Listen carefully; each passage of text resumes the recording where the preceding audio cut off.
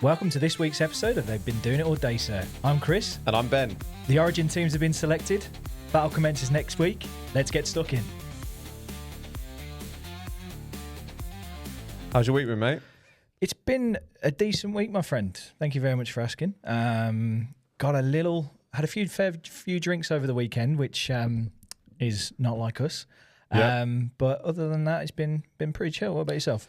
Yeah, it was good. I realised one thing that we missed out last week was actually why we were wearing Australia and British and Irish Lions tops. And I decided to wear one tonight just to commemorate the fact that the British and Irish Lions team was selected last week. It was good to see Maro Itoje named as captain. It was one thing that we had mentioned previously that would happen. And there's a lot of anticipation for this tour, I think, with Australian rugby growing in stature in terms of the names that are kind of coming out, like Joseph Suoli making a name for himself, although he broke his jaw. I think it's going to build from here on, and the excitement's going to build. And yeah, looking forward to the tour starting. When is it? End of June? Not too far away now. It's not too far. And I've seen good old Joe Smith has started to throw the Lions as the favourites and already talking. And it'd be interesting.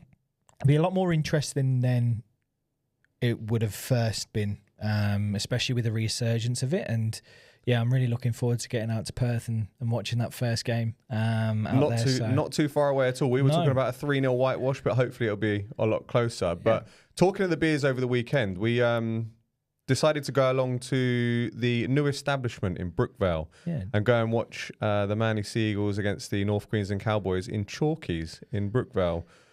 I thought it was quite a good venue. Yeah. I really enjoyed myself. We had some decent beers, decent cocktails. What was your kind of feeling about the vibe of the place? What are you taking away? It really cool, like how it's split into two in the sense of you got your pool bar / sports bar in the front bit, and then you've got a cocktail bar out the back. It was quite cool in that aspect. We were very lucky. We managed to get seats right at the bar as well, which is brilliant because the telly behind the bar had the game on as well. So we weren't having to stretch our necks to watch it down on the big screen. But no, it's a cool little venue actually. It is one. Do you know what? The screen in there actually, like, it's in an awkward place in terms of like above the door, but the way they've split the three screens, it means no matter where you're sitting or where you are, you get a good view of like any of the sporting action that's going on. And I presume that they can put multiple sports on different screens, but we got very fortunate in the fact that the screen behind the bar got turned on, flicked onto the footy, and we were watching along. Nice, good crowd in there, real good crowd. You got people playing pool as well. They've got split areas, like you say, and I think it's a good new venue, and it's something different that Brookvale needed. For anyone that's never been to Brookvale, it's like the only sports venue really, apart from Four Pines, which is good. They show sport down there, but it's in somewhere new, somewhere different that we decided to check out, and had a fair few beers. Yeah, it was delightful Saturday. Then to come out after the Shark Storm game to torrential rain and getting absolutely soaked on the way home. Jogging over and getting a Macca's on the way out. Has to be done. Diet going real well. Yeah, well... I've got sport to play at the back end of this year, so I've got to keep that fighting weight on. So I tell myself anyway. Yeah, true. But let's go into the performance of the round this week. You can start this week, as I think I went first last week. Yeah, you did. I actually didn't watch this game live. I only the person that I'm going to pick. I didn't watch this game live because I had to go to the mall to do a bit of shopping, but decided to come home and watch the extended highlights of the Dragons against the Broncos. Clint Gutherson, for me, performance of the round, absolute standout for the whole game. 233 metres, 2 line breaks, 2 tries. But the bit that stood out for me was, 2 minutes to go, something like that. Who else but Payne Haas is steamrolling through towards the goal line, towards the try line. And Clint Gutherson comes up with a match-saving tackle. There was an opportunity for them to go down the other end and seal it. And I think there was a hand that came in from the winger. I can't remember who it was and Gutherson could have sealed it there. But I think he had an outstanding game, big contributing factor towards the win. I think his leadership as well, definitely from the back, like marshalling the troops, being able to see everything, and his link play with Cook for the try off the scrum was really good. How just quick ball back inside.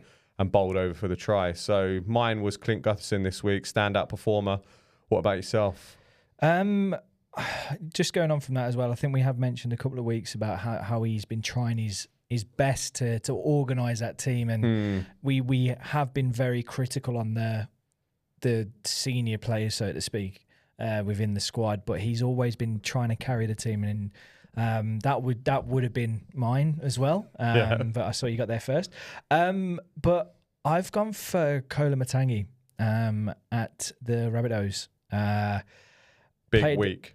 Big week for the boy. He played 80 minutes at prop, which I think you're only looking at Terrell May, who's really hitting those numbers. Haas, Carrigan, maybe somewhere similar. They get pulled off every now and then, though, those two. So, but he put in a hell of a shift. I think he was kept on to essentially neutralise Terrell May. Yeah. But then when you look at the stats, he had a lot more running meters, and then Terrell May had a lot more tackles, so there could be some sort of correlation there. Saying that, he had 282 all run meters for a prop, mental, and the biggest one is he had 151 post contact meters. Just running through people, which I think is more than some of the backs had. Yeah. In general, which is crazy. 4 tackle breaks and 49 tackles, so he did it on both sides of the ball. But in saying that, do have to give Terrell May a little bit of a shout out as well. He had 63 tackles, was running through people. He had let me just quickly. Oh, it's gone. 100. No, he only had 190 meters. Yeah, run meters still, which is crazy. There's a couple of other ones that I just want to shout out as well. First off, Aden Fanua-Blake was an absolute monster as well. He put in some serious meters, and we'll talk about him when we talk about the Sharks Storm game, but he was a force. But Max King, Geezer's been putting in consistent performances and been rewarded with an Origin call-up, and we'll talk about the Origin teams in a second. But I think at one point he was nearly off contract. Dogs gave him a chance, giving up on footy, and now he's performing so consistently and well that he's been selected for Origin. So fair play to him. And then the last one to shout out, I'll talk about him more when we talk about the Storm. Sharks, forgot who they played. I mentioned it a second ago. Xavier Coates, like the finishing ability of him is unreal. And his third try was absolutely ridiculous.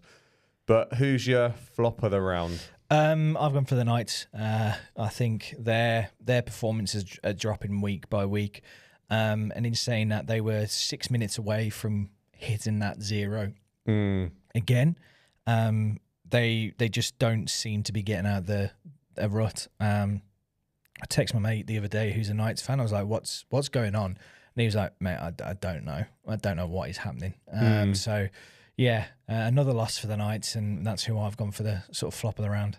Yeah, I've gone for the Broncos for 2 reasons on this one, but then I heard something that's kind of like changed my opinion on one of the reasons I'm going to give. But the first is the performance. I mean, I don't know what's going on with them. They looked like they were going to run away with it against the Dragons. They were dominating. Ezra Mam was fantastic on his return. But linking to the Ezra Mam thing, one of the reasons why I think the flop of the round is because the way that they've handled the Marty Tapau incident of him getting fired for liking an Instagram post. But then I was listening to a podcast earlier that was also highlighting the fact that if you're a player that's going to be so reluctant against the coach's ways, and he's had problems with Madge before, then maybe it's best for him to move on. But linking that to how they handled the Ezra Mam situation, it's a bit unfair, like saying comments about a coach and getting fired and then nearly injuring a family and coming back after your suspension is a bit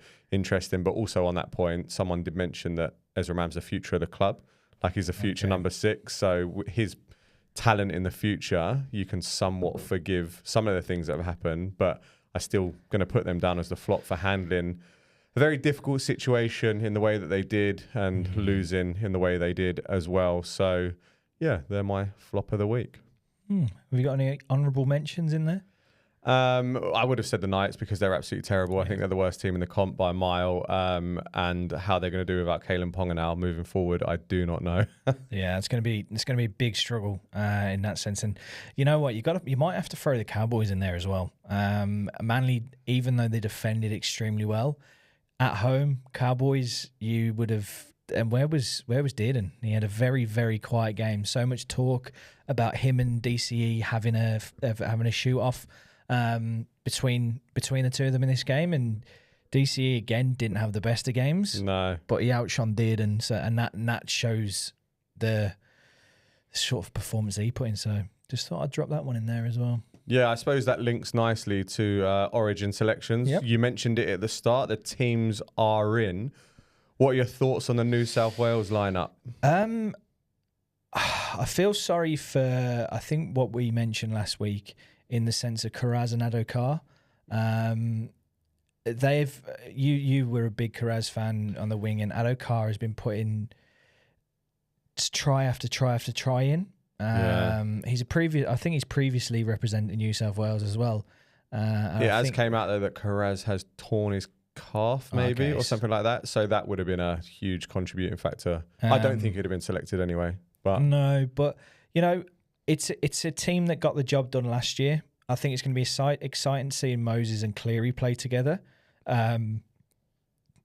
Hopefully Cleary can actually turn it on. As we've always said. All eyes are going to be on him for sure. But the thing is, you've got that Moses-Lomax connection. You've got Crichton and Mitchell in the centres who are going to be dogs of the highest order. The only one that I'm unsure about is Edwards at the back. Like, he's not played well all year. And I think his selection is very much... His Martins and Crichtons, I think, have all been on last year's performance in Origin and what they bring to that aspect, not on recent form. Yeah, I agree. Brian Toto as well, I think, is one that's selected on reputation. He's a great finisher, but this year he's been injured for a significant period and he didn't look that great when he came back last week. So not surprised by that, but I think they've gone with a solid game one previous just to get it out there. Max King obviously being selected. Hudson Young coming back into the frame. Yeah. Spencer Leniu off the bench is going to be a different animal. The way he ripped into at the weekend as well, I thought it was against the Bulldogs and he knocked out whoever it was off the return. I think he was signaling. He was signaling his intent for what the physicality is going to bring at Origin, and that kind of silenced any doubt of whether he was going to be an impact player off the bench. Yeah. But Queensland, they've picked Robert Toia, which I think is really interesting. Guy's only played 10 games in the NRL. I have said previously this year that I've liked what I've seen from him. Yep. He's been really impressive for the Roosters, and he is going to be testing his mettle up against Latrell Mitchell in game one. It'll be interesting to see how he handles Origin Latrell. And he's going to be up against both Latrell and Lomax, so he could get defensively found out as well. Saying that, good sort of selection. I'm really looking forward to that Lomax Coates battle. Two boys who can get off the floor vertically, so it's going to be interesting to see how they're played. DC's kick. The really annoying thing for me is if we watch this Origin and DC's kicking game comes into the best he's done. He's going to be prime DCE, no doubt about it. He's going to turn into prime DCE. And it came out today, I don't know if you saw, that he has finally broken his bit of silence and said, yes, I am playing next year and I'm in talks with two clubs. Dolphins, one of them is the Roosters. He's going to come out and play, and it's going to highlight even more that there's something just not quite right at Manly. But no, other than that, they've got Big Tino back in at prop, and they've shifted Carrington to lock. It's going to be good. Cam Munster, you know what you're going to get from Cam Munster. You know what you're getting from Val Holmes. You know what you're getting from the Hammer. Like it's going to be a good match game, but hopefully it's a case of Origin round 2 last year and just blow 50 past them. And also on that, I think Campbell Graham's performance against the Tigers as well helped with his selection on the bench. And if Crichton comes on the reserve, if Crichton comes unstuck with his groin or whatever it is they're talking about, great person to... Not an awful replacement. Yeah, the way he played, not an awful replacement. But we're fully preview Origin next week, and we'll try and get our video out or our podcast out before the game on the Wednesday. So keep an eye out for that. But should we move on to round 11? Let's get stuck in. Let's get stuck in. Where are we kicking it off? We're kicking it off. Your flop of the round, Broncos 26, Dragons 30. Would you say this was a shock win for the Dragons, or do you reckon the Broncos just are shocking under pressure? I think it definitely was a shock in the way that the Broncos shot out to a lead. Like Ezra Mann was so influential in the kind of first few minutes. A questionable assist for the first try, giving it to Shibasaki. It was almost like he was playing quarterback in the pocket and he launched it forward. How the line judge, how the touch he hasn't seen that, I don't know. But the Broncos have been questionable of late. They've lost 5 of their last 6. What was that stat that you told me earlier on the way in here? Something about... it's the third game on this trot that they've been leading. So they've scored first and they've ended up losing. Mad. So what to make of them, I don't know. And is there unrest within the Broncos because of this stuff that's coming out about Madge and his training methods and the way he wants to take it forward? It was, like I said, it was a shock. But if we've spoken about the Dragons, like starting to piece it together over the last few weeks, they've lost 3 games this season by 1 point. But I think with this result, they've showed the fight that they have and they're learning by their kind of errors. And to bring it back in the manner that they did, down to 12, scoring 2 tries, was it, in that time, I think really gives them the belief that whoever we're coming up against a physical pack in Haas, Carrigan, that we can actually do this. So I think this springboards the Dragons' confidence quite high. But for the Broncos, you just don't know what to make of them. No, I completely agree. As I said last week, they were leading, ended up losing, even though they got absolutely hammered by the Panthers. Again, they were still the first team to score. Ended up losing, and you do worry about them and thinking about where the continuity is coming from in the sense of where are they playing together, what is their game plan, which then all goes back to, do you think they rely too heavily on their individuals instead of having a system which is there to beat teams? I think on one of their tries, like they showed that they've got the ability to be creative as a team. It was either the second to last try or the last try they scored. Great movement, whipped it out wide. I think it was Arthur's that went over. But they seem to go missing. Like they go missing for significant periods of time. One thing I don't get as well is why teams do this. So the Dragons just had someone sent to the bin, and the mindset of the Broncos is to kick the 2 points to go for, I think it's 14 points up at that point. Back yourself. You're against 12 men. You've got a physical pack in Haas, Carrigan. You've got Selwyn Cobbo running the ball like he's a man possessed at times, like running people over. Back yourself to get a try in that situation from 10 meters out. I don't know whether it's a mindset thing. I don't know whether it's a decision that they've made based like prior to the game, but I think is it a weakness that they haven't tried to punch it in from there and think, you know what, we got 14 and we'll be fine. We'll see this one out. But I think they do rely too much on their individuals to make plays and come unstuck when it starts to go wrong.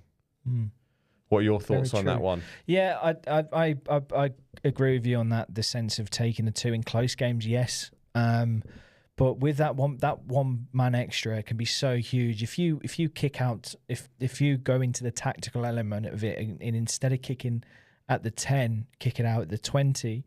So you've got 20 meters to work with, and then go from sideline to sideline quite quickly. Just wear them down.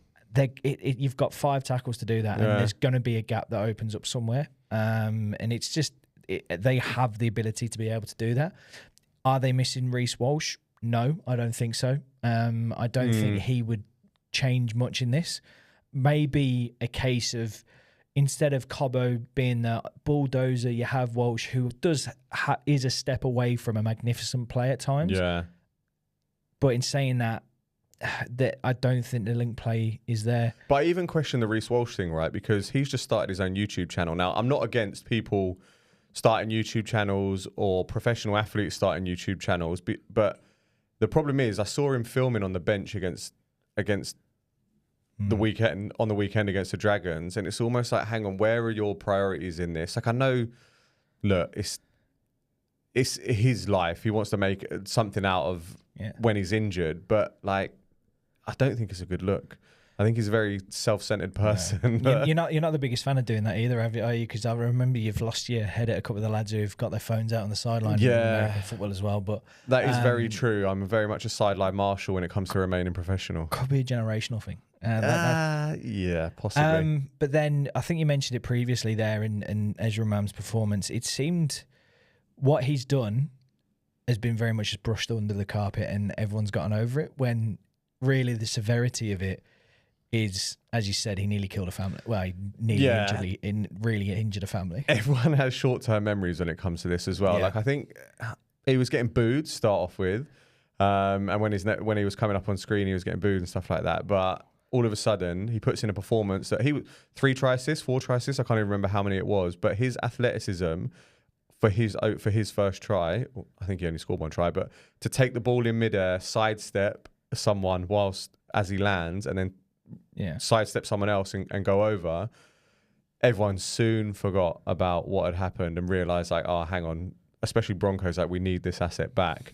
But I don't know, I'm a bit on the fence about, I think he should have, like, as the NRL, do you want that as in everyone referencing that constantly all the time? Like, is it something that they maybe should have taken a more serious approach of it, an extended ban, or something a little bit more serious? But then on the flip side of that, they're only going off the back of what a court has said, what a judge has said. So it's a difficult one, but it's definitely swept under the carpet. He'll get a hostile reception wherever he goes. Yeah. But I think Broncos fans will be like, yeah, but we got him back. Look what he's done. Yeah, and in saying that, just a comparison to it sort of is you look at what happened with Rio Ferdinand back in 2004, I think it was. He missed a drug test. Yeah. And he ended up getting banned for 8 months. Yeah. Eric Cantona jumped into the crowd and Kung Fu kicked a fan, and he had I think a year. Paolo Di Canio pushed a ref and got banned for 6 months or something like that, maybe even longer. And man was under the influence driving without a license, and he gets, what was it? 9 games. 9 games. It should have been a big suspension, that. But anyway, fair play to the Dragons. They put in a shift. They've shown what's there for them. I suppose they did it against the Storm as well. Gritty performance then. And against Manly. I still agree. Manly lost that game and Dragons didn't win. Yeah. But then moving on to the next one, Sharks 31, Storm 26. We had the pleasure of watching this in Chalkys. You were bouncing around when the Sharks scored like you were a diehard Sharks fan, which was quite interesting. I tipped him. At that point, I was 5 for 5 on the tips. I was flying. That is very true. Oh, that's something we haven't actually touched on, is our tips performance from last week. Yeah.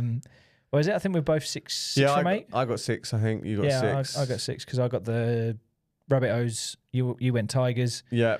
Both lost to Broncos 1, and then you went Sharks. I went Storm. Yeah. So you know what? Decent week. We sort of know what we're talking about. Exactly. Those haters out there that are questioning us, nah. But Sharks 31, Storm 26. It was a weird game. It was a weird game again. Like, the Storm had it in them to win, in that sense. But with that, he's been left out of Origin this year, which I think he should be. Yeah. He's past 2 years, he's not been good. Nico Hines, is he starting to put in those consistent week in, week out performances? I saw something that he said recently around he's glad he's taken away the pressure of Origin, in the fact that if he wants to be successful with the Sharks, and then whatever comes after that, whether it's Origin, whether it's he wants to win premierships, or whether it's call-ups for nationals or representative teams, like, he wants to play for the Sharks first. He's played well over the last 3 weeks. So he got 3 assists against the Eels in Magic Round, which was influential. Did well against us at Brookie. Like, he had a quieter game at Brookie. It was more Trindle that kind of took the limelight there in Stone Street. But he does seem to be orchestrating the attack pretty well. They're averaging, I think it's like 29 points a game, or just below that or something over the last few games. So it does seem like things are clicking in attack.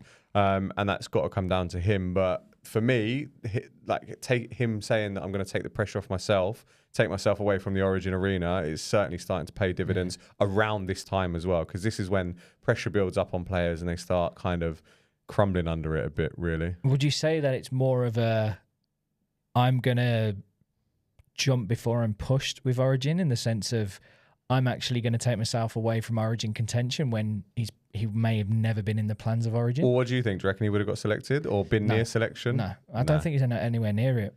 You've got three halves straight off the back in Luai, Moses and Cleary. I think Ethan Strange would have been number 4 personally. So he's fifth string at best. Yeah. So I think he's done that maybe for a little bit of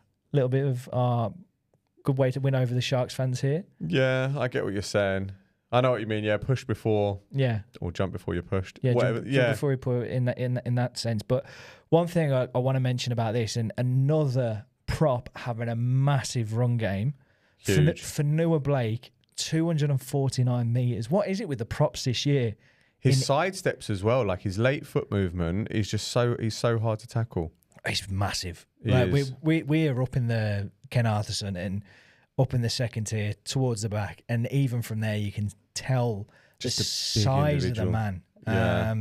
But now I have to mention about that with the sort of a big run performance. Yeah. This isn't the first time this Melbourne team either has ended up losing from these sort of positions. The one that I just mentioned there, the Dragons, was probably a big shock performance. Is there struggles within this team? Are they really what we say in the sense of flat trap bullies? Or is there just a sense of when they're coming up against real tough opposition, they just struggle at the moment? You mentioned about the Dragons, like that was the game that they've lost against a lower opposition, I suppose you can class that. But cold Saturday, Cogra, pouring down with rain, windy, horrible conditions. But it seems like they don't travel well. They got torn a new one by the Dolphins in Brisbane. They got turned over by the Raiders again in Brisbane at Magic Round, and they've lost to the Sharks in Cronulla. Is it like we've mentioned it before? At home, I think they're unstoppable. They could. Yep. I haven't looked at it, but they're averaging silly amount of points. I think at home, it's like they're putting 40 on every team. Put 64 on the Tigers the other week. But it's their away form that's concerning. Now, I think they're going to be fortunate because they will finish in the top 4. That they're going to get a home seed draw for the finals. But should they need to travel away anywhere in the finals, I think they could find themselves come a bit unstuck. So yeah, is there something missing? I'm not too sure. It seems like they've got a lot of leaders in their squad, like in Munster, Hughes, Pappenhausen seems to be standing up, Grant, like they've got the people there, but when they go away from home, they just seem to bottle it. They've won one away game. Yeah, terrible. Against who? Well, fucking Brookvale Oval. No, but this is the really amazing thing about the Storm is you watch them live, and their sets, their formation sets are incredible and so quickly set up. Yeah, you're like, how can any team stop this? Is there an issue with the defense? Do they struggle against teams with bigger props and having big run games within the middle? Yeah, because the Dolphins haven't got that, and they ripped them apart. They put 40 on them, didn't they? That's true, but the Dragons do have some big bodies. Yeah. Tuipulotu is Tuipulotu, isn't he? The winger. He was playing they've got some big boys in the middle as well. So, saying that they put 30 past the Panthers and beat them at home, but again, that's at home. Yeah. I will say in this one though, like their attacking threat is ridiculous, and that man on the wing, Xavier Coates. There's 2 fantastic tries this week, right? There are 2 tries that are out of this world for different reasons. Yeah. Xavier Coates' leap. I don't think I've ever seen anyone leap as high in my time watching the game, even in AFL. From the odd game that I've watched of AFL. There surely was some agents on the phone from the Swans going, oh no, he's in Melbourne though, and there's loads of teams in Melbourne. There's loads of teams in Melbourne. That's how much I know about the AFL. But I'm sure who's down there. Collingwood were on the phone to his manager going, does this geezer want to come over and play in the AFL? Because it's unreal. Knee on back, going as high as he can, and then to get it down after that. Fair play to the guy. It was an unreal. And even his second one, diving over in the corner, one-handed, being chased down. I think he's the best finisher in the NRL. It's not the first season he's been like that. He's been back-to-back-to-back seasons, I reckon. As long as I've watched him, he's always been unreal finishing the corner, and he's been like the highlight of how to do it in that sense. But then flipping on from that, talking back onto Cronulla, do you reckon this brings them back to being proper premiership threats, or is the jury still out a little bit on that one? The competition's open. I believe the competition is really open. Like Melbourne struggle away from home. The Bulldogs have looked good. It'd be interesting to see how they go this weekend with a lot of people missing. Injuries start to kick in, but we'll talk about them soon. They got some absolute grit in them to get the finish, to come back the way that they have. I do think the Sharks are in the race, and that's because of the big man up front and what their pack is doing. Fanua Blake is an animal. It will take a lot to stop him. They've lost Stone Street for 6 weeks. I think he's got, or 12 weeks, sorry. Syndesmosis broke his, or syndesmosis surgery. I'm not quite sure what the surgery is. Everyone loves talking about it, or the syndesmosis injury. But he's out for a while. Interesting to see how they go there. But KL, is it Iro? It's not KL.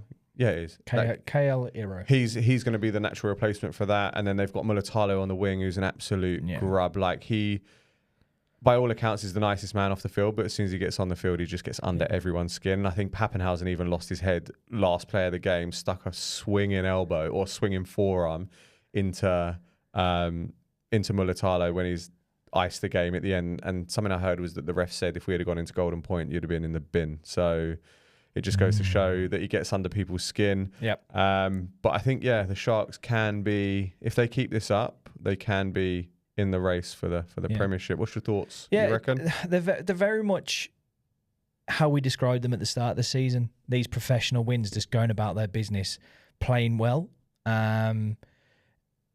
They just need to continue doing it. Yeah. They just need to keep building week on week on week, and just go from there, I suppose. On to the next game. Tigers 12, Rabbitohs 22, down at Campbelltown Sports Stadium. Mm-hmm. We've mentioned about the Tigers' struggle there, but of late they've been all right. South Sydney Rabbitohs survived a big scare there. I thought the Tigers were going to come back and get it done. But did the Tigers lose this game, or did the Rabbitohs take it? I think the answer to that question is in how the Rabbitohs reacted to that sin binning in the 67th minute. They conceded one try, I think it was, in that 10 minutes when the Tigers were steamrolling pressure. They were spending a lot of time in the Rabbitohs half. Yeah. I think a couple of others could have gone to the bin. I think there was Mitchell was trying to do a couple of kicks at the ruck, Yeah. There was a couple of close points, and if I was a West Tigers fan watching that game, I would have felt the ref was heavily in the Rabbitohs' favour. There was a few calls that were going the Rabbitohs' way, but in saying that, it just shows the heart of this Rabbitohs team that have been under the pump all season. Always dogged by injuries as well. They're back in the 8. I think they are. They're going off the points that I mentioned last week as well, is when I watch this Rabbitohs team, I don't see a bottom ladder team. Yeah. I do see a team, if everyone was fit, who would be in solid contention, not for the 8, but even the possibly saying hello to the top 4. Yeah, and they've just signed Brandon Smith as well, so having Cheese on the roster, hopefully get back to some form. Great addition there. But how funny was it seeing Latrell's pants get pulled down twice by Api Coruscant? Like, that's something you don't normally see from it. Like the first one, he might as well gone to the shops, got something to eat, come back. Like, it was so bad. Yeah, Coruscant went for that cheeky little kick through, faked it, then just dodged past Mitchell, which was brilliant in that sense. Galvin going in the bin as well. I think last couple of weeks I've watched him. There seems to be a lot of errors creeping in. Yeah, in his game, he's what, like dropping the ball over the line to potentially win it. I think now that's quite a harsh one. His arm was getting ripped back when it did that. It was. I think it was a good defensive. Did Campbell Graham get a hand on the ball? Yeah, he punched through, and I suppose you should be converting from right. Like when you're over the line, you should be able to hold it on for that long. But there's been a few interception passes. There's been a few drops in it creeping into his game. But as I said, saying that, you just mentioned him. Campbell Graham had an unreal game. He was everywhere. The boot of both Mitchell and Humphreys is ridiculous. Like, Yeah. I think this is probably the worst team to play as a fullback, is because that ball is going high. It's doing everything in the air from both of them. Was a wet, windy one down in Campbelltown as well. Not nice at all. Yeah. I was expecting another massive Mitchell drop goal. But no, I'm more of a, this was a good Rabbitohs win than it was a Tigers loss. Yeah, and I think it's going to be interesting to see how the Rabbitohs go. They've got a bye this week, but in general, Mitchell should be a stalwart in the Origin team. How do you reckon they'll go without him? They did all right without him at the start of the season. They did. Depends I would say who Big Jai they're Gray, playing. but he's little Jai Gray. Terrell May, there was one where he pushed, knocked Gray off his feet. But when you're a man that size, I suppose you're just used to it in the sense of getting ran over on a continuous basis. But yeah. Who are they playing in the? It all depends on who they're playing in the next Origin round, I think. Well, they've got Bulldogs at Bulldogs away, and then they got Manly at Brookie. They're the two games that are preceding Origin games. So Origin selection. Bulldogs. Do you think they beat the Bulldogs even if they had Latrell? No. No, so I don't think he makes a big difference there. I think the game's at the Accor as well, and you saw what the Belmarsh. I think I'm just going to call them the Belmarsh Barmy Army. The Belmore Barmy Army. You saw what they bought the last time they were at Accor. And does he make a difference against Manly at Brookie? I think that's one that they could potentially cause trouble, because Manly have been terrible at home. But it'll be interesting to see how they do without him, how they reshuffle the pack, and where they go from there. So, yeah, but good win for the Rabbitohs. They're looking good for the 8. Mm-hmm. And then we take a little trip back into the city, into the CBD. Bulldogs 24, Roosters 20. What were your thoughts just straight off the bat? Another huge comeback by the Bulldogs. I think I said it somewhere that they come back-to-back kings. Yeah. I just don't know what makes them such a good second half team. I was listening to the Buy Round podcast earlier, and Brandon Smith was saying that they were just wearing the Roosters down.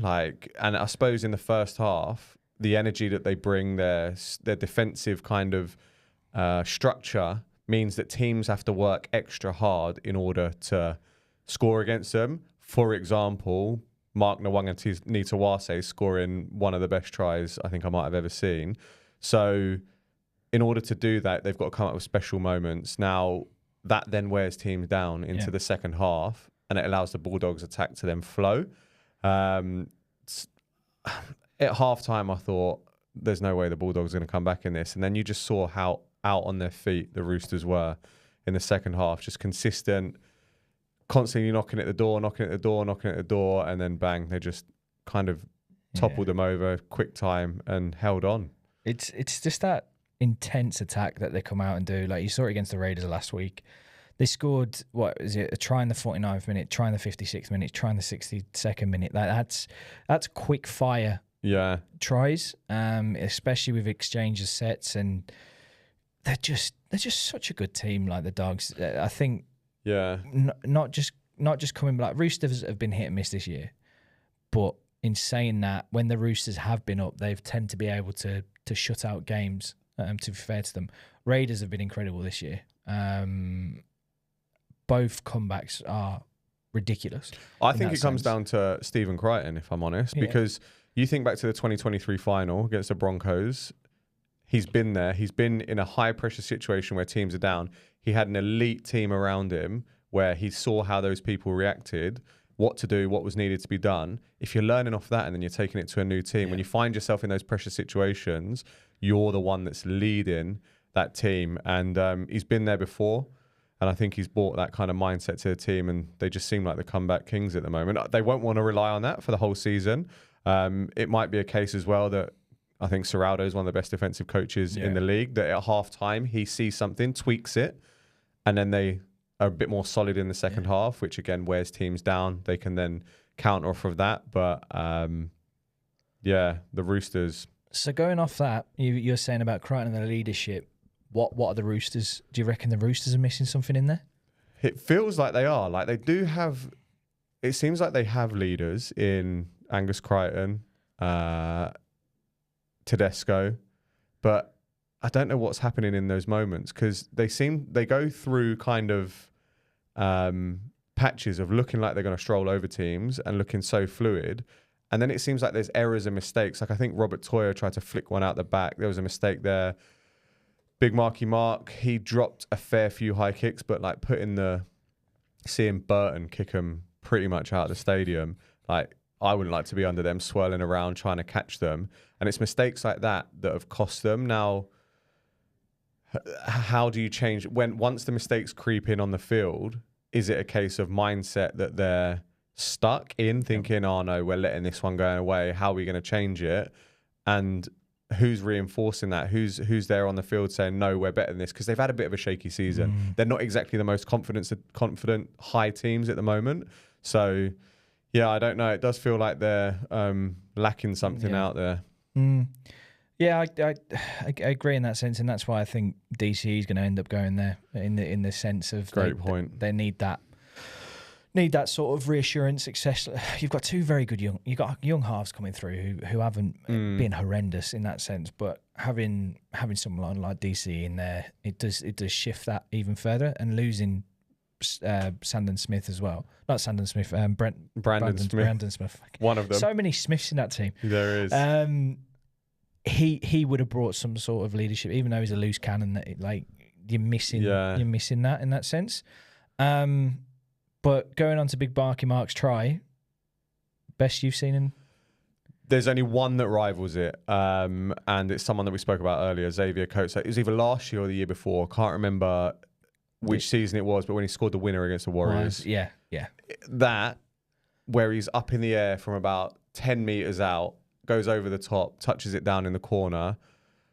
For a finish, I think Xavier Coates was better, but in the lead up, the actual skill of what Nawaqanitawase does in terms of hops like he's doing the triple jump, kicks it with a foot like semi out, and then has the smarts to run back in bounds to make sure he's in the field of play and drag it in and score. He's an absolute freak of an athlete. He's incredible. He's strolled into this sport and made it look like child's play at times. He needs to work under the high ball, maybe. But it's quite strange coming from Union, though, because I'm sure he played wing at Union, so he would have been part of a back three. Wasn't he sevens, though, where there's not much kicking going on? I'm sure he was Wallabies. He has played sevens, though. Yeah, but it's even still, like, I'm sure he was part of that back three. And should be, I don't know whether there's just because there's more pressure under the high ball in NRL in that sense. But no, I completely agree. I think Coates is against DW. It was against DW. Yeah, it goes over his head, doesn't he? Yeah, like, again, just talking about that boy's athleticism, it's absolutely mental. But I did see a few videos knocking around. I wonder how many like middle-aged blokes tried it at the weekend in their club rugby. ACL's probably gone, yeah. popping left, right, and centre. Oh no. But then leads on to the Cowboys. 6, Seagulls 24. Yeah. Bit of a surprise. I'm not going to lie. Made it all even better. We were a few beers deep enjoying it, so that always enhances the experience. It does. I think I smacked my hand so hard on the side of the bar as well that I got a bruise. I've got a bruised thumb from where I was smacking it when Big Benny Trebojevic went over. Yeah. So with this and the performance against the Panthers, so losing Jake early on, who was out cold, Tavanga, how he came back on the field, I do not know, because he looked like he was out cold as well. He went down like I see the things from the NRL physio on Insta, and he says like, look, category 1 symptoms can vary massively as to what they are. So if he comes off and is assessed by an independent doctor and doesn't continue to show those signs, then they've been medically cleared to come back on. But he received a full skull to the cheek, split him open, and went down like he was absolutely lights out. So how he was allowed back on? I mean, fortunately, he was allowed back on for us, but you got to question the kind of protocols that go through player safety sometimes. Yeah. But in saying that, Jake was out of the game for most of it. Manly reshuffled the pack for the second time in 3 weeks and ended up winning. We said this against the Panthers that, you know, it's Jake wasn't there and we were a bit more free flowing, bit more creativity moving about, like getting the ball. It felt like running a bit better. And then look, this game was what, 6-6 at half time. Jake goes off 6 minutes before half time, I think it was. We come out in the second half and we put points on the board. Now, I don't know why that is. Like, I'm not an expert analyzer to know why things are changing when he's on the field. But it just seems to me like it slows things down maybe, or causes like a focus that isn't quite right. But it seems like when he's not on the field, we're looking better. What's kind of your... I think he's a 20-minute burst prop at the moment. You saw it at Origin last year. He would start the game 20 minutes, get bought off, and then Isaiah Yao would play the remainder. I think the game against the Sharks at home, we double stacked. We added a back on the bench, which didn't allow the forwards to be able to interchange as much in that sense. And I think that does help. His abilities are there. Like he's an absolute tackle machine. Like we can't take that away from him. He's also been pinged a lot for 6 again penalties and interfering in the ruck, which sometimes I think is harsh because the ref. I don't know the rule in this. No, the ref goes through different motions, and different refs have different expectations of how long, and it's stupid. So other than that, I did say the other week, I do like the look of Tavanga and Simpkin. They do seem to have a good combination there, and the pace they do play is a lot better.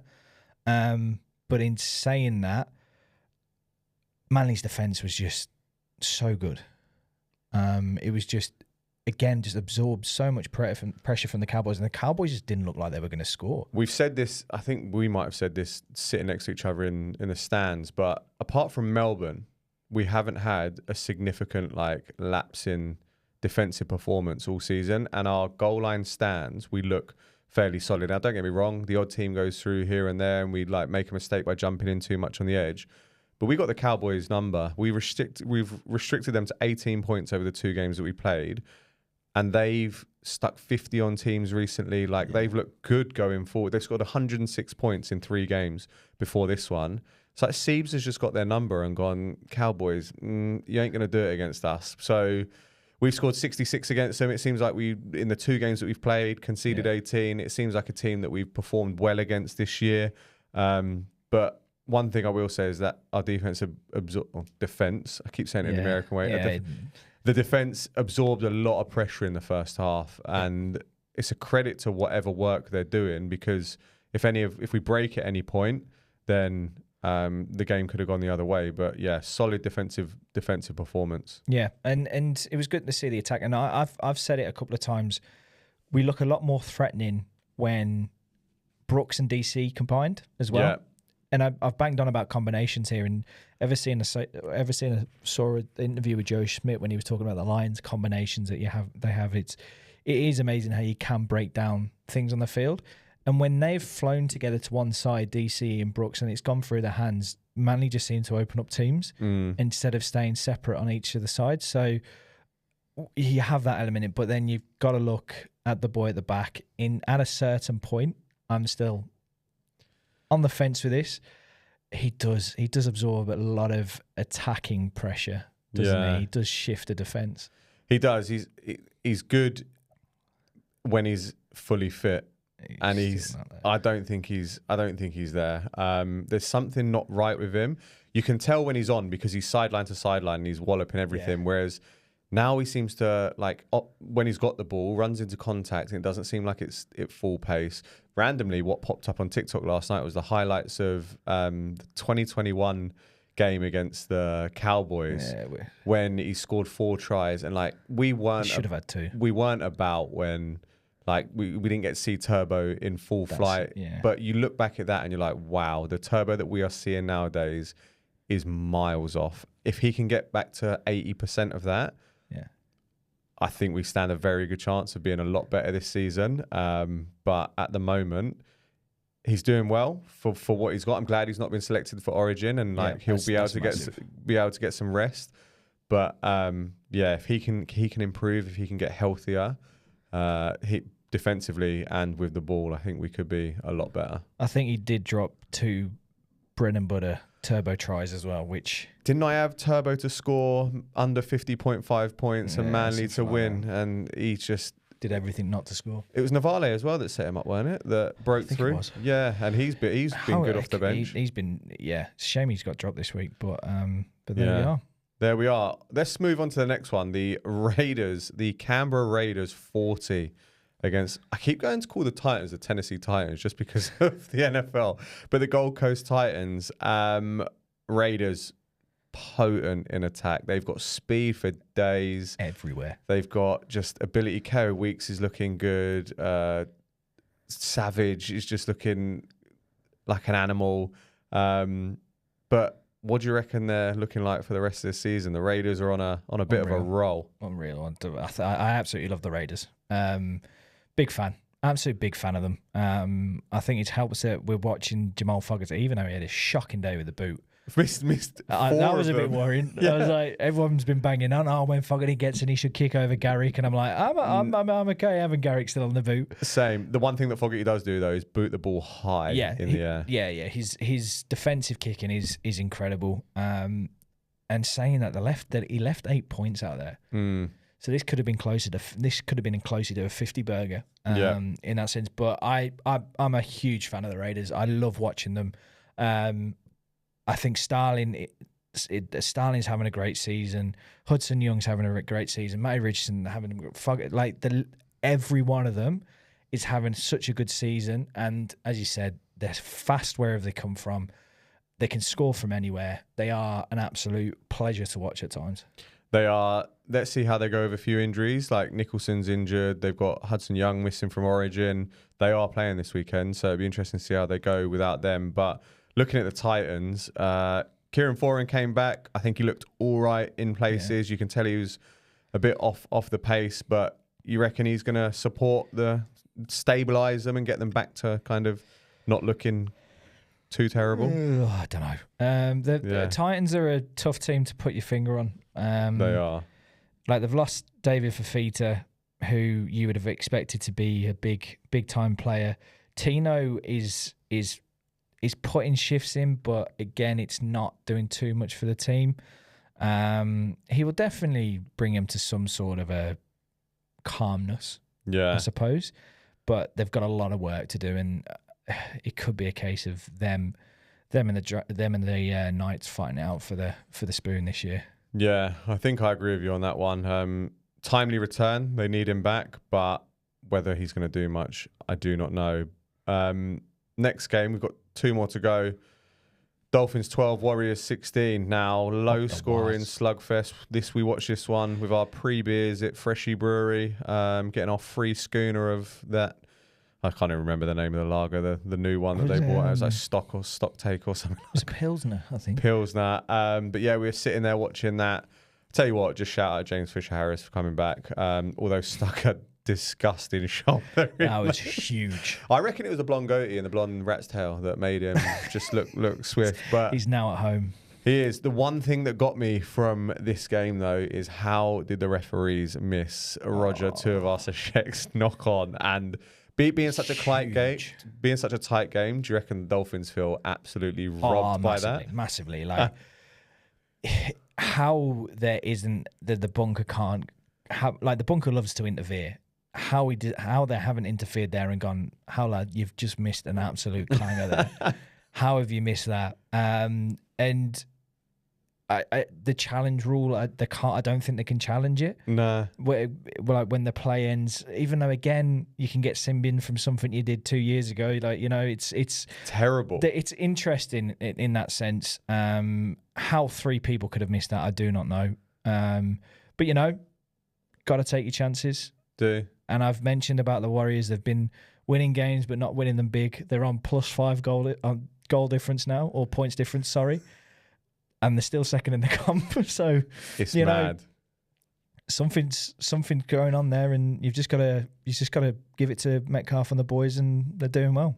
An away win as well. Importantly, an away win. I know you mentioned that they won 2 out of 4. So I can't remember the stats that you brought up last week, but like I looked at it earlier. Warriors are 5 on the bounce, 6 on the bounce. However many they've won on the bounce. Like, at what point and I know this is going to upset a few people maybe, because at what point do we start taking them seriously as genuine contenders to win the Premiership? I reckon another 5 games. I think that'll give a good indication. Even though saying that they lose Mitch Barnett to Origin. Yeah. So if Harris is out this weekend as well. Are they playing this weekend, or are they got a bye? They are playing this weekend. Yeah. Yeah. They're playing the Raiders. At the Raiders, I think, isn't it? It is in New Zealand. So. Okay. So that's them still. They're 5-0 in NZ. Yeah. We'll talk about that game in a second. But they got the Raiders, Rabbitohs, Sharks, bye, and then Panthers, Broncos in the next 5-6. So it's a tough old schedule coming up. If they come out of that 4-2, I reckon you can start going, hang on, the Warriors are actually cooking here. But nah, other than that, Dolphins just didn't. Left it too late. Yeah.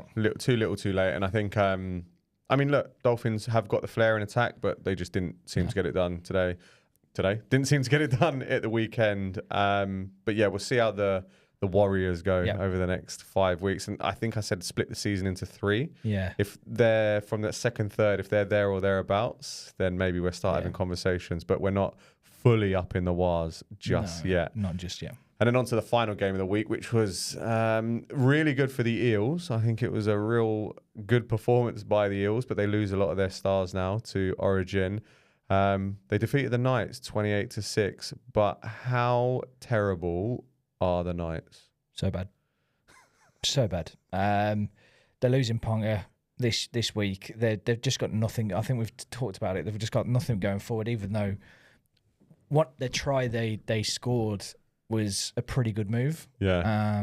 But other than that, no, it's quite worrying. They rely on him too much. They try and get him in the game too much. Like, they've lost Bradman Best. He's injured. He's been out. I just can't see them doing anything this season.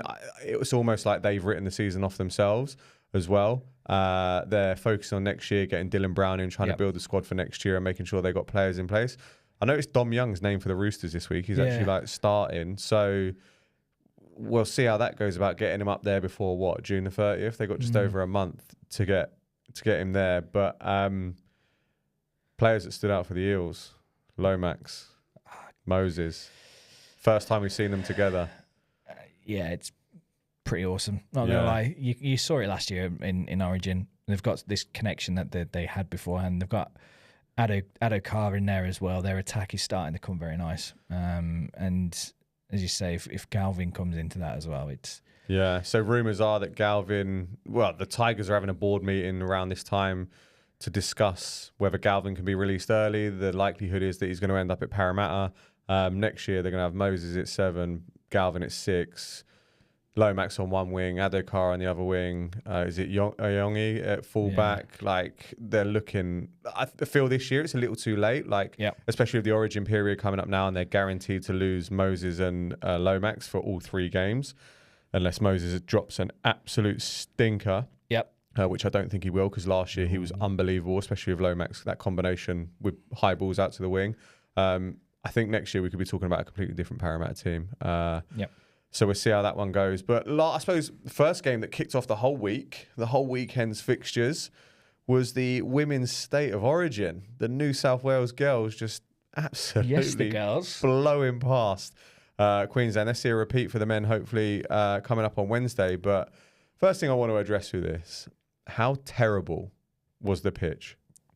Blow it up. Like, it is $800 million.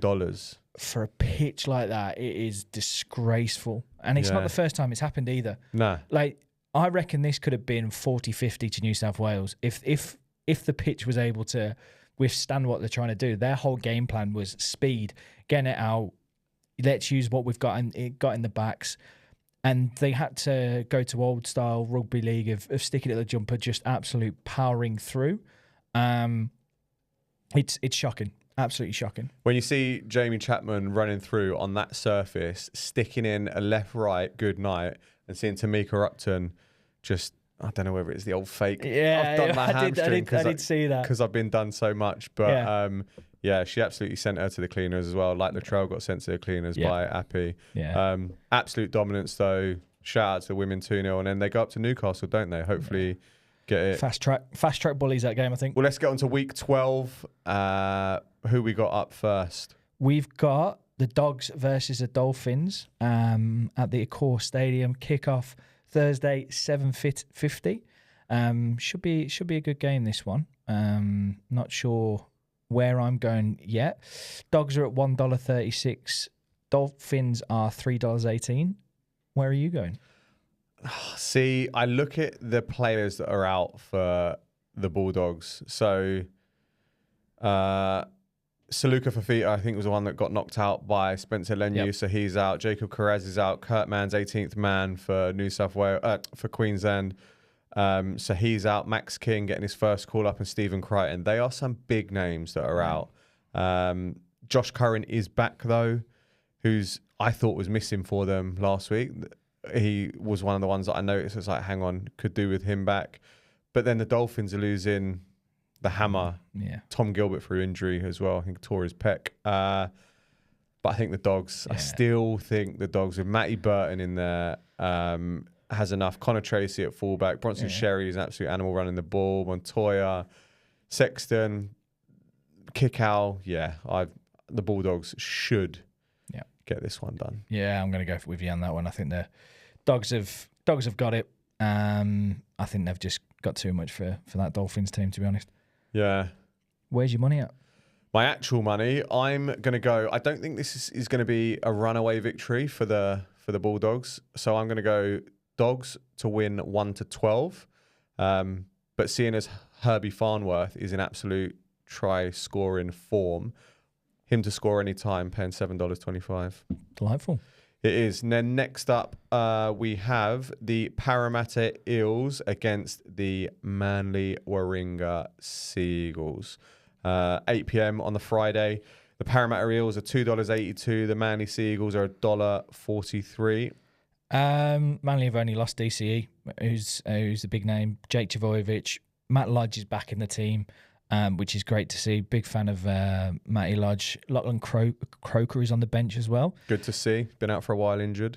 I think back him every week. Going for Manly. I think we could do quite well in this game.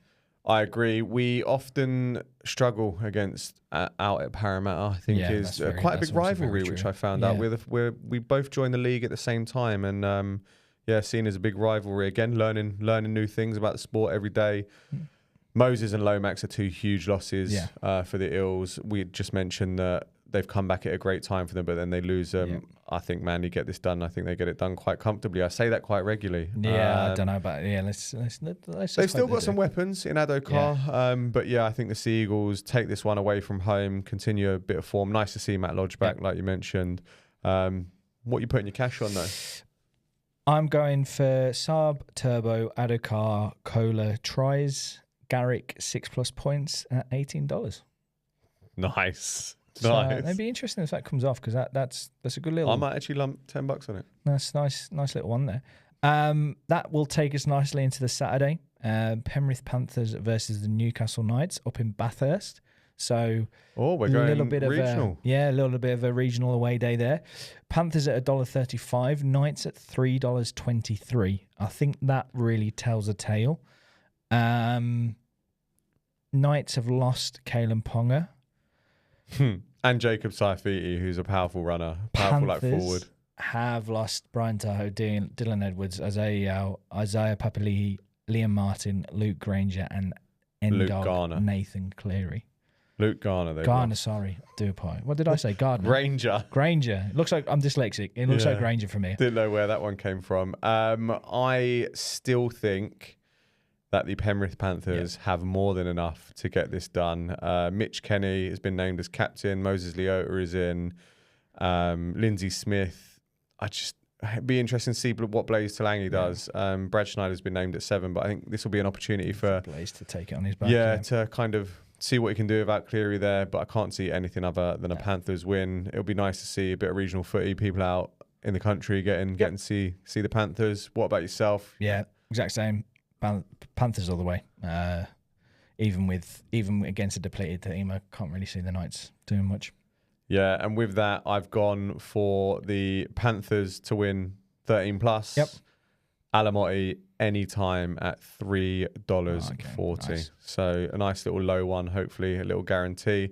But then on to the 7:35 p.m. kickoff on the Saturday. This one's in Gosford, so going up to the Central Coast, we got the Sydney Roosters, $3.36 against the Cronulla Sharks at $1.33. This one, those odds are surprising actually, but yeah, where are you going? This is because the Sharks haven't lost anyone. Well, they've lost Sam Street. Sorry. The Roosters. I just back the Sharks though. I've just got a feeling the Sharks are going to do it. So I'm gonna go Sharks for this one. This is a lot. I feel like the odds of when I looked at the odds, I was like, who have why are the Roosters? Am I missing something? Yeah. Have they lost I suppose Angus Crichton's a big loss. Lindsay Collins, they've lost. Connor Watson, Spencer Leniu. Yeah, I look at these names now, reflect on it. I'm like, yeah, shut up, Ben. Like the Sharks are winning this, and they're winning this comfortably. So, where's your money on this one? I've gone for a Mulatalo big marky mark try at any time. 6 points to Hines and Smith at $9. Yeah, nice. So yeah, and then finally on the Sunday we're over in New Zealand. Sorry. For the Wars versus the Raiders, huge game. 4:05 kickoff. Warriors, $1.80. Raiders, $2.05. Where's your money going? This is a difficult one. This has got the Warriors are good at home, right? Yeah. I've got to talk through my thought process here just to think it out loud, and I've been on the fence with this one for a while. Warriors at home, perform well at home, undefeated at home, or whatever it is, 5-0 that you've said. Absolutely blowing everyone away or grinding out wins actually at home. Raiders on form. They've lost Hudson Young. He's representing New South Wales. Warriors have lost Mitch Barnett, Fisher Harris.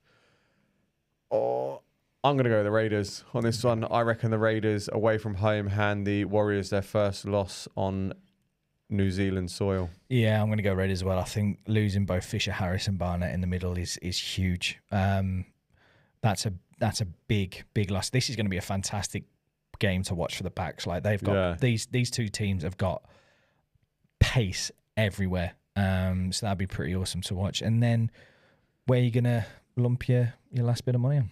Part of me thinks this is going to be a cagey one, but then I think about it a little bit more. I'm like, what you've just said there, it's going to be a bit free-flowing. There's people that are going to want to put points on the board. So I've got Raiders to win over 43.5 points total, paying $3.50.